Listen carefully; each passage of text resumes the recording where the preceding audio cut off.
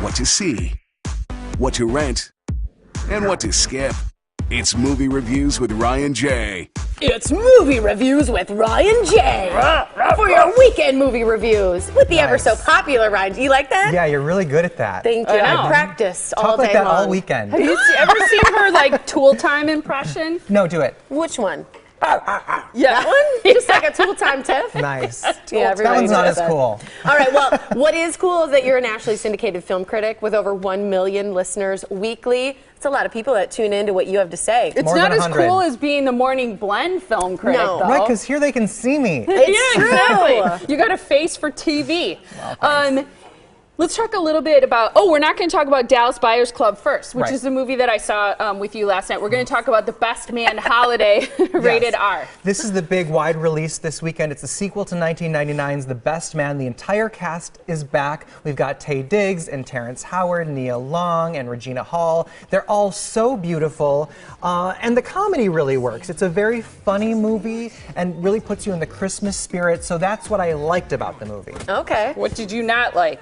The drama. You know, when a dramedy is great, it's fantastic, but the drama aspect in this film is so over the top and sappy. It's very melodramatic, it's very forced, and I actually was rolling my eyes a lot during this movie. Oh, it's not good. Yeah, No. not good at all. But That's not- what kind of rating do you give it? This is a rental because everything in this movie is like a subplot.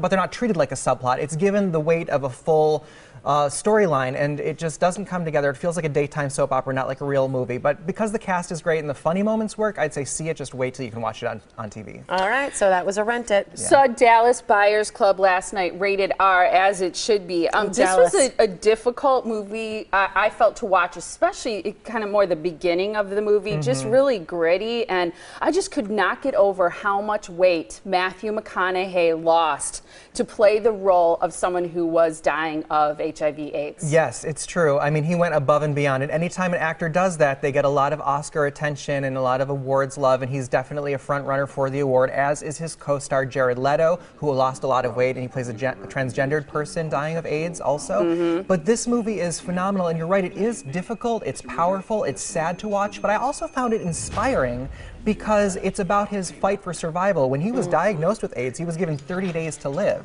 But he went kind of like, it's an underdog story, kind of like Aaron Brockovich. Like he went above and beyond. Or even like, recently Sandra Bullock in Gravity, the fight for survival. He went to great illegal lengths to try to find medicine that wasn't approved here in America to try to stay alive, and in effect also helping other people with the disease try to stay alive. So it kind of deals with more than just the disease itself. Absolutely. There are there are themes of like the FDA, pharmaceutical politics, and homophobia, and HIV/AIDS stigma, and the fight for survival. So I think in the end, I think this is based on a true story of a man called Ron Woodruff, and this happened in 1985, and it's a great period piece as well. But I think that there's a lot of inspiration there in his fight for survival. That's what I really took away from it. And I was so unaware. That was about the time I was in high school. I was very unaware of kind of all these things that were going on in our country with medication in particular for this disease. And I left the movie just feeling such gratitude for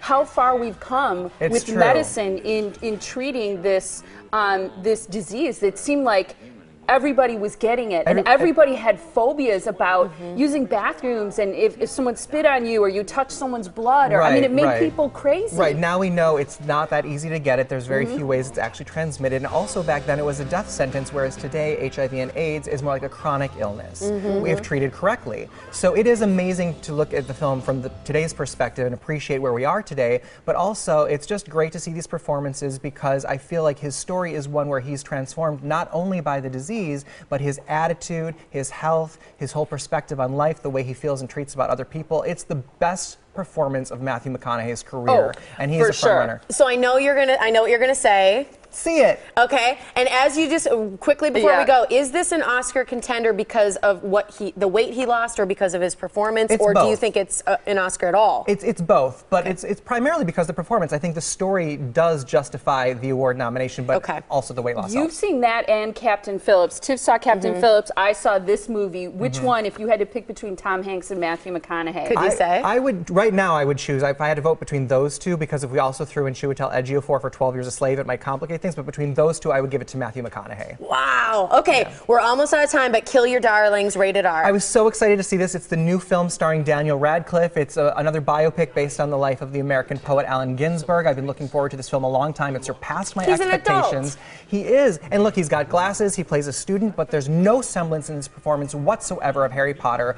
This is such a strong performance. He impressed me so much. The cast is great. We've got Ben Foster and Michael C. Hall and Jennifer Jason Leigh and Kira Sedgwick. And it's a moody, stylish, cool, mysterious movie that's a little bit disturbing, very compelling, and absolutely see this one too if you can. Is it Dead Poets Society-esque kind of? No, a little bit, but it's based on a true story, and it's kind of one of those, he has some experiences in his life that like are almost unbelievable, but they really happened. All right, we're out of time, but you got a movie club coming up, and this one I'm excited about. You should come. It's for Delivery Man, which is based on a foreign language film. It's a remake. It stars Vince Vaughn. It looks really funny. Which we saw at the Wisconsin Film Festival. The Milwaukee Film Festival last year. It's true. So this is now the English language version with Vince Vaughn, and the movie club is going to be this Monday, November 18th at 7 p.m., and you can enter to win at ryanjreviews.com. Doesn't Ryan have groupies at movie club? They're the coolest people. They are the coolest. So nice. They're we awesome. love you guys. We love you. Keep it up. You get a lot. I